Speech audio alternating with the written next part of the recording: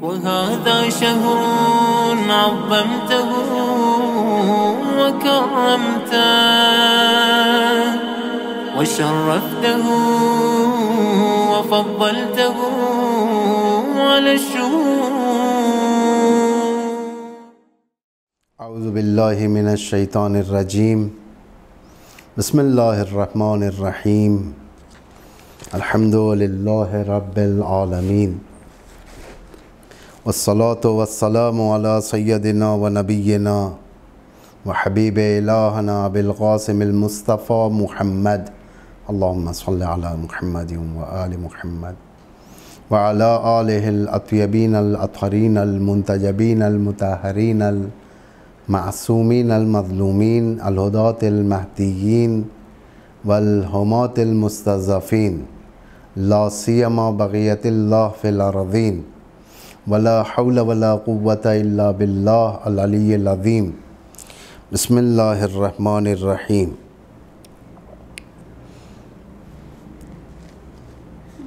آج کے اس ہمارا سبجیکٹ جو آپ کے سامنے ہم پیش کرنے جا رہے ہیں وہ ہے قناعت.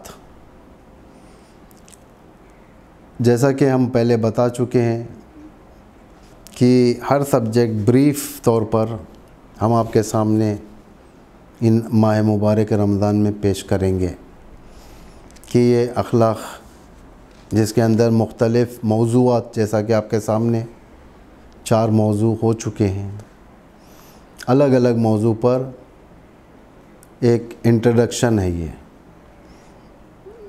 جس میں زندگی کے مہم ترین پہلوؤں کو اصلاح کرنے کی ایک ہمیں ہدایت ہو سکتی ہے. میں پہلے بھی آپ کو یہ بات بتا چکا ہوں کہ یہ کامل موضوعات میں آپ کے سامنے پیش نہیں کر رہا ہوں. جیسا کہ آپ جانتے ہیں اسلام ایک بڑا مذہب ہے اور اس کے ٹاپکس بہت وسیع ہیں. ہم تھوڑا ہی آپ کے سامنے پیش کر سکتے ہیں، جتنی طاقت ہے، جتنی تحقیق ہے ہماری. آج کے جوانوں میں شعور ہے، خدا کا شکر کہ یہ جوان ریسرچ کرتے ہیں. آج کوئی چیز ممبر سے سنتے ہیں تو ریسرچ کرتے ہیں. بہت ساری چیزیں جو پڑھی جاتی ہیں، آج کا دور آسان دور نہیں ہے کہ ہم پڑھ کر جو بھی چاہے گزر جائیں. آج جوان اندر جاتا ہے، ڈیپ میں جاتا ہے، تحقیق کرتا ہے، سوال کرتا ہے. آج کی دنیا ایک دہکدہ کوچک ہے، یعنی ایک چھوٹا سا گاؤں ہے جس کی رسائی آسان ہے. آج کا جوان نجف پہنچ جاتا ہے انٹرنیٹ کے ذریعے سے. آج کا جوان یہاں بیٹھ کر خم میں سوالات کرتا ہے. آج کا جوان اپنے آپ کو علم کے فیلڈ میں ایکٹیو رکھتا ہے. اسی لیے آپ دیکھیں گے کہ ماضی میں جو جوانوں کا عالم تھا، یعنی کافی وقت کے بعد، یعنی 20 سال پہلے کی بات، 25 سال پہلے کی بات کہہ رہا ہوں میں آپ کو، جو جوش، جو دین کی طرف رجحان کی ماہیت تھی، آج وہ جوش دگنا ہو چکا ہے، کافی زیادہ ہو چکا ہے. چھوٹے چھوٹے بچوں کے اندر دین جوش مار رہا ہے. تو ایسے موقع پر ان کو گائیڈ کرنا ضروری ہو جاتا ہے کہ تھوڑا سا ہم لوگ گائیڈ کریں، یعنی اہل علم، باقی خود آپ لوگ تحقیق کریں. آج ہمیں جو سوالات ہوتے ہیں، واقعاً ان سوالات کو اسٹڈی کرنے کے بعد معلوم ہوتا ہے کہ ان کا ذہن کتنا گہرا ہے. یہ سرمایہ ہے، یہ انقلاب کے برکات میں سے ہیں. حوض علمیہ قوم، حوض علمیہ نجف، انقلاب اسلامی ایران کے برکات میں سے ایک برکت یہ ہے، انقلاب ایران نے، حکومت ولایت فقیہ نے علوم آل محمد کو ساری دنیا میں ایکسپورٹ کیا. چائنا ہو، جاپان ہو، کتنے ایسے آپ نے کلپس دیکھے ہوں گے جہاں پر وہاں کے لوگ جو چائنیز ہیں، جو جاپنیز ہیں، بیٹھ کر تقریر کر رہے ہیں عمامہ پہنے ہوئے. یہ سب کہاں سے آیا؟ برکات انقلاب اسلامی میں سے.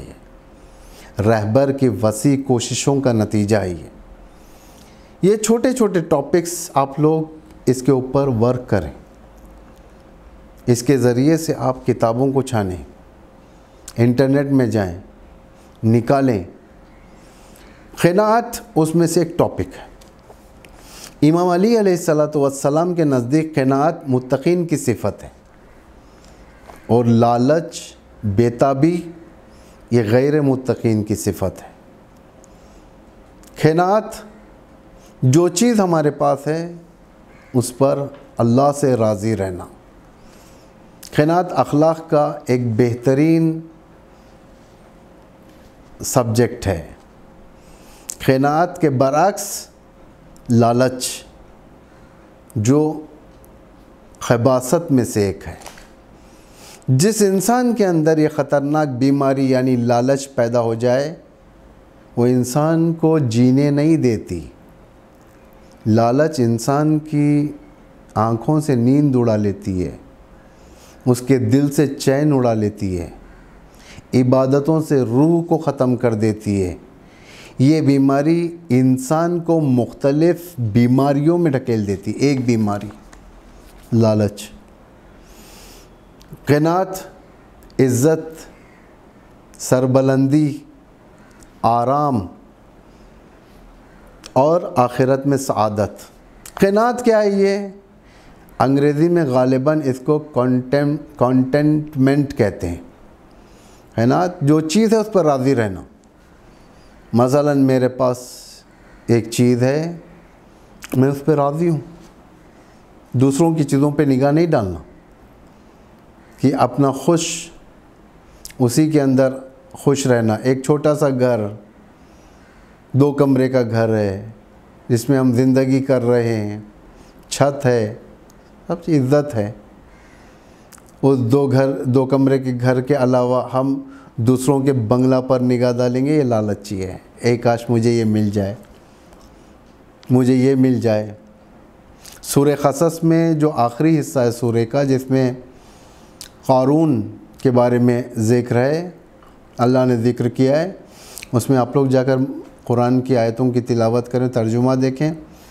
قارون کی موسیٰ کی قوم قارون کے خزانے کو دیکھ کر تمنا کیا کرتی تھی، اے کاش ہمیں بھی یہ خزانہ مل گیا ہوتا. اسے کہتے ہیں لالچ. یہ چاہیے مجھے، وہ چاہیے. انسان کے اندر پیدا ہوتی ہیں، ہر نقص انسان کے اندر ہوتا ہے. صرف اور صرف انسان کا کام ہے کہ اس بیماری کو کنٹرول کریں. مثال کے طور پر ہر انسان کے اندر شوگر ہے، ہر انسان کے اندر بی پی ہے، لیکن ان کنٹرولڈ ہو جاتے ہیں کبھی بیماریاں. یہ جب کنٹرول میں رہتی ہے مطلب نارمل. حسد، بغض، کینہ، لالچ، اس طریقے کے جتنے رذائل ہیں ہر انسان کے اندر ہوتی ہیں. جو انسان ان کو کنٹرول نہیں کرتا وہ ابھر جاتی ہیں.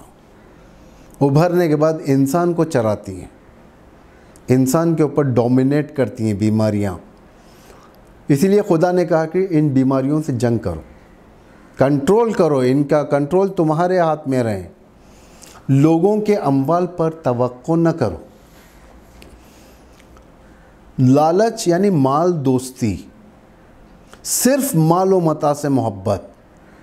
ایک انسان اچھی کار میں آیا، اب لالچ، یہ کار میرے پاس بھی ہونا چاہیے.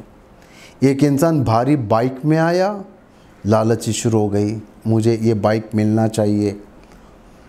خدا پر بھروسہ نہیں ہوتا، لیکن قانع انسان جو قناعت کرتا ہے اللہ پر بھروسہ رکھتا ہے. کافی ہے، آج خدایا تو نے مجھے دیا، کل کا تو مالک ہے. ابو ذر کی زندگی قناعت والی زندگی تھی. حضرت سلمان کی زندگی قناعت والی زندگی تھی.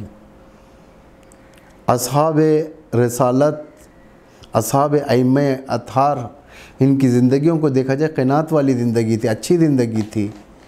نگاہ نہیں ڈالتے تھے لوگ، اس لیے اماموں کو ان کی ہمنشینی اچھی لگتی تھی. امام چاہتے تھے کہ بیٹھے میرے ساتھ، ابو ذر زیادہ بیٹھے میرے ساتھ.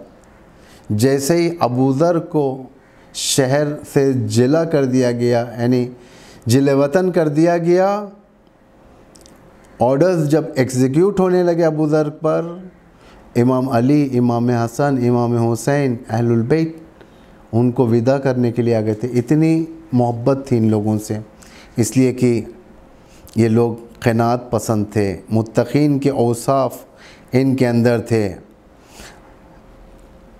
مال، مقام، تجملات ڈیوائیڈ ہوتے ہیں، ہر چیز ہر ایک کو ملتے ہیں۔ کوئی خاندان کا بڑا ہوتا ہے، کوئی ریاست کا بڑا ہوتا ہے، کوئی محلے کا بڑا ہوتا ہے، کوئی ملک کا بڑا ہوتا ہے۔ اس کا مطلب یہ نہیں کہ ہم وہ دیکھ کر کہ کاش ہمیں بھی مل جائے مقام، اے کاش ہم بھی اس مقام پر ہوتے، اے کاش ہمارے پاس بھی کروڑوں کی دولت ہوتے، اے کاش ہمارے پاس یہ بھاری گاڑی ہوتی، اے کاش ہمارے پاس باغات ہوتے، اے کاش ہمارے پاس نہرات ہوتے۔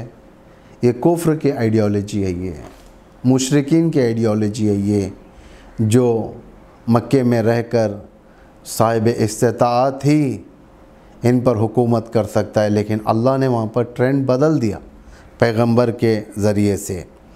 قناعت لغوی معنی میں قسمت، جو روزی قسمت میں ہوتی ہے اس کو کہتے ہیں، کم پر راضی ہو جانا۔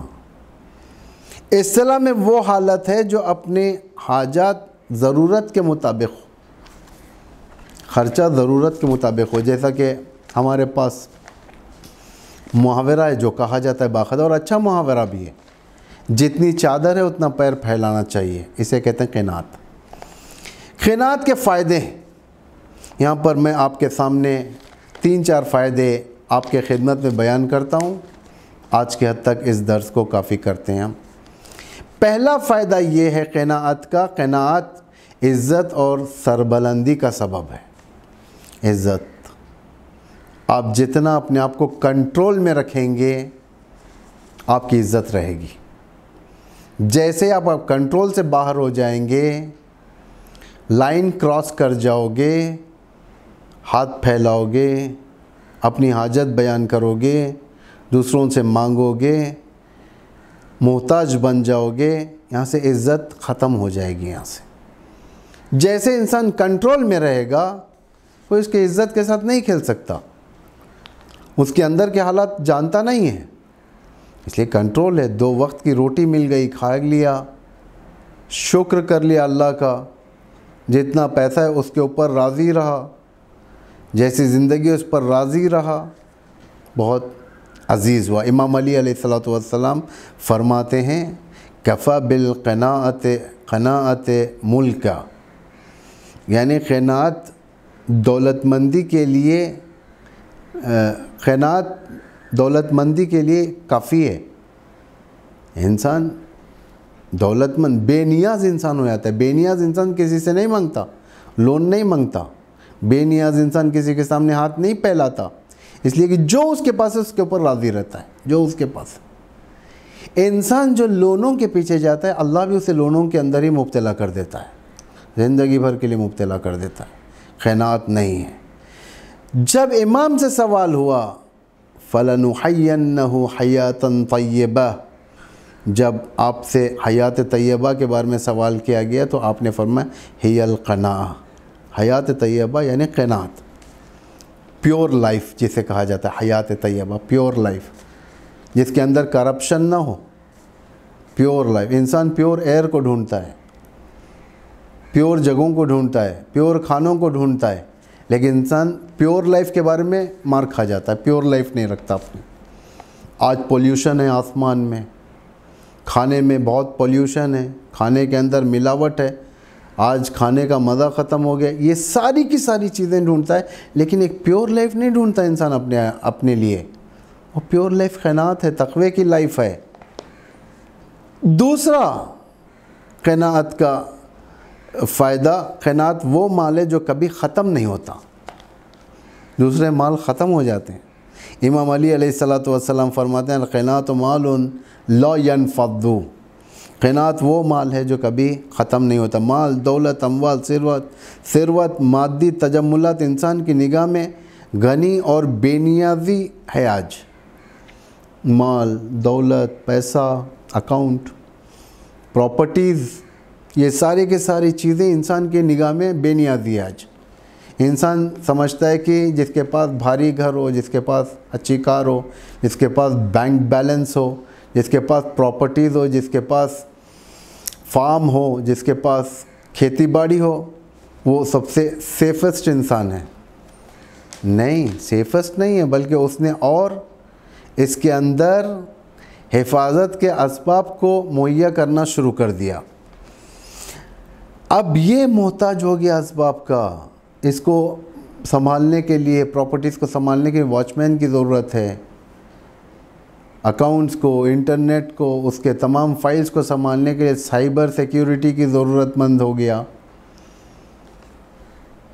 تمام فارمز کو سنبھالنے کے لیے پیسہ خرچ کرنا اور تمام چیزیں یہ سب کرنا پڑتا ہے. اگر قدرت ہے آپ کے پاس، بسم اللہ، یہ سب کوئی عیب نہیں ہے، یہ اچھائیاں ہیں یہ. لیکن ایک انسان کے پاس جس کے پاس نہیں ہے، جو دیکھ کر تمنا کرتا ہے، اس کے لیے کیا ہے؟ اس کے لیے یہی ہے کہ القناۃ مال لا ينفض. قناعت وہ مال ہے جو کبھی ختم نہیں ہوتا. قناعت غنى الاکبر ہے، یعنی بڑی بے نیازی ہے. انسان اپنی روزی پر راضی رہے، دوسروں کے کھانے پر نگاہ نہ ڈالے. یہ بھی ایک محاورہ ہے ہمارے درمیان کہا جاتا ہے. انسان جب دسترخوان پر بیٹھے تو اپنی تھالی پر نگاہ رکھے، دوسروں کی تھالی پر نگاہ رکھے گا کبھی اس کا پیٹ نہیں بھرے گا. اپنے رزق پر راضی رہیں. قناعت اطمینان اور ذہنی سکون کا باعث ہے. یہی بات میں آپ سے بارہا کہہ چکا ہوں. ہر انسان اپنا آرام لگژوری زندگی میں دیکھتا ہے. لگژوری زندگی بہت مشکل ہے. لگژوری زندگی کے اوپر خرچ کرنا پڑتا ہے. انسان سمجھتا ہے کہ پیسہ ہے، دولت ہے، یہ سب چیزیں ہیں، ہمارے اوپر خرچ ہوں گی. نہیں، ہمیں ان کو بچانے کے لیے خرچ کرنا پڑتا ہے. لگژوری زندگی کی حفاظت کے لیے ہمیں دولت خرچ کرنا پڑتا ہے، ہمیں ٹائم دینا پڑتا ہے، ہمیں انرجی دینی پڑتی ہے. لیکن جیسی زندگی مل جائے، اچھی زندگی مل جائے، جیسی بھی مل جائے، یہ نہیں کہ لگژوری نہ رہو، گرمی میں رہو، جھوپڑی میں رہو، ایسا نہیں ہے. آپ اچھے گھر میں رہیں لیکن قناعت کے ساتھ رہیں. امام علی فرماتے ہیں پھر لا کنز اغن من القناع. کوئی خزانہ قناعت سے بڑھ کر نہیں ہے. قناعت راضی رہنا ہے، مجھ سے بڑھ کر کوئی خزانہ نہیں ہے. کہ انسان پھر ریپیٹ ہو رہی وہی بات، انسان دوسروں کی چیزوں پر نگاہ نہیں کرتا. یہی سب سے بڑی امیری ہے، یہی سب سے بڑی دولت مندی ہے. چوتھا فائدہ قناعت کا، قناعت حریت اور آزادی ہے. آزاد رہتا ہے انسان. جب کسی کے سامنے ہاتھ نہیں پھیلائے گا، آزاد رہے گا. فکری لحاظ سے آزاد رہے گا، روح کے لحاظ سے، استقلال، ہر چیز کے لحاظ سے آزاد رہے گا. غلام نہیں رہے گا. اپنے تمام امور میں خود فیصلہ کرے گا، اپنا رفتار رکھے گا، اپنی بات آزادانہ کہے گا، اپنی نظر اظہار کرے گا، اپنا ویوز بیان کرے گا. لیکن غلام انسان اپنی بات نہیں کر سکتا. غلام انسان آزاد خیال نہیں رکھ سکتا. غلام انسان ہمیشہ غلامی میں رہتا ہے. وہی کہے گا جو اس کا مالک کہے گا. اگر اس کا مالک شرک کی طرف اچھائی سے بیان کرے گا تو یہ شرک کو اچھا بیان کرے گا. اگر اس کا مالک کرپشن کو خوبصورت بنائے گا تو یہ انسان جو قناعت نہیں رکھتا وہ بھی کرپشن کو خوبصورت بنائے گا. لیکن قناعت والا انسان دنیا کے لیے کام نہیں کرتا، دنیا کے لیے نہیں بولتا. وہ یہی بولے گا جو اللہ بولے گا، وہ وہی کرے گا جو اللہ کہے گا، وہ وہی کرے گا جو اس کا رسول کہے گا، اس کا امام کہے گا، اس کا زمانے کا امام جس چیز سے توقع رکھے گا وہ کرے گا. حضرت ابوذر کی زندگی کا ایک واقعہ بیان کرتا ہوں اور ایک حدیث اس سے پہلے. خبابہ ابن الارت، یہ ایک امام علی کے دوستوں میں سے تھے، ہم رکاب تھے. کافی پرانی دوستی تھی، بہت سارے جنگوں میں شریک رہے۔ جنگ صفین میں ان کی شہادت ہوئی تو امام نے یہ سٹیٹمنٹ جاری کیا، یرحم اللہ الخباب ابن الارت فلقد اسلم راغبا وہاجر طائعا وقنا بالقفاف ورضی عن اللہ وعاش مجاہدہ۔ خدا رحمت کرے خباب ابن الارت پر، فلقد اسلم راغبا، اسلام کو محبت کے ساتھ قبول کیا، دل سے قبول کیا، خصوصیتیں یہ۔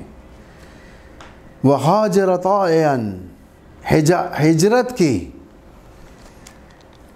کوئی کراہت سے نہیں کی ہجرت کی، پیغمبر کے ساتھ رہے۔ وقنا بالکفاف، جتنی ان کی روزی تھی اس پہ قانے تھے، قناعت کیا کرتے تھے۔ ورضی عن اللہ، اللہ سے راضی تھے۔ وعاش مجاہدہ، اور مجاہدانہ زندگی کی انہوں نے۔ یہ ہوتے ہیں قناعت کرنے والے۔ حضرت ابوذر، جیسا کہ پہلے میں نے بیان کیا تھا، بہت زیادہ قانے تھے، قناعت کرنے والے تھے۔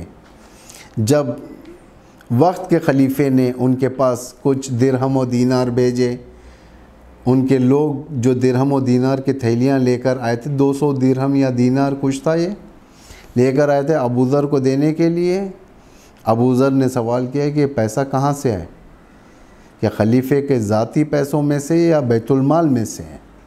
تو جب گئے لوگ واپس پوچھ کر آئے تو انہوں نے کہا کہ یہ خلیفے کے ذاتی پیسوں میں سے خلیفہ نے آپ کو دیا ہے۔ تو ابوذر نے ریجیکٹ کر دیا اس آفر کو، کہا کہ میں سب سے زیادہ غنی ہوں۔ سپاہیوں نے کہا، یا اسپیشل میسنجرز جو خلافت کی طرف سے آئے تھے، انہوں نے کہا کہ تمہارے غنی ہونا کہاں پر ثابت ہے، کیا دکھ رہا ہے ہمیں یہاں پر؟